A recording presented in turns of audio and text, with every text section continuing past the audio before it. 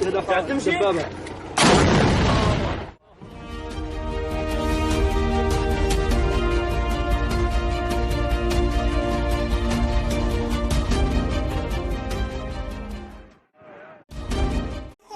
situation in Afghanistan is dire, especially for children. This week, UN Secretary General Antonio Guterres called on the world to take immediate action and inject liquidity into the Afghan economy to avoid collapse. The Afghan people cannot suffer a collective punishment because the Taliban misbehave. People should not die of hunger in any circumstance. This week, the European Union pledged more than $1 billion in new humanitarian aid to Afghanistan at an emergency virtual conference.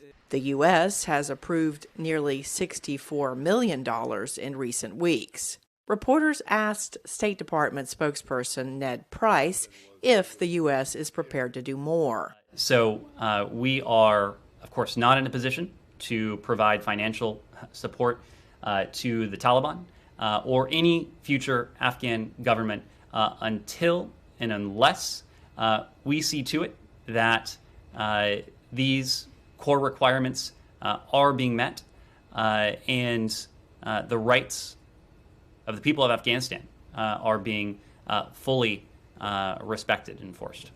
In a VOA interview, a Taliban deputy minister called on the U.S. and other countries to unfreeze Afghan assets held abroad.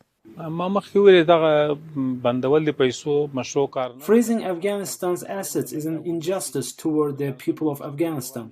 We are negotiating with the Americans. We are also negotiating with other countries and the international banks to release this money because it belongs to the Afghan people.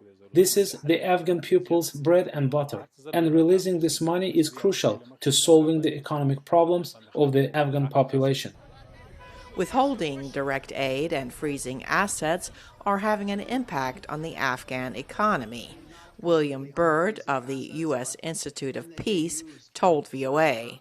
I mean, the real problem with asset freeze is it stopped the flow of any foreign currency banknotes into the country. So everybody is being constrained by just the lack of money supply. And paradoxically, also, the new Afghan government can't actually print any money because that was printed abroad.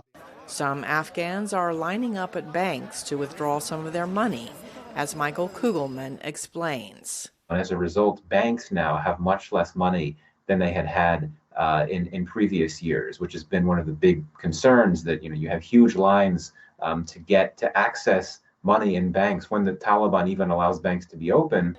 With salaries not being paid and food scarce in many areas, some Afghans are trying to cross the border to Iran, with many being caught and sent back. Experts tell VOA if the humanitarian situation does not improve, millions of Afghans will likely try to flee. Cindy Saine, VOA News.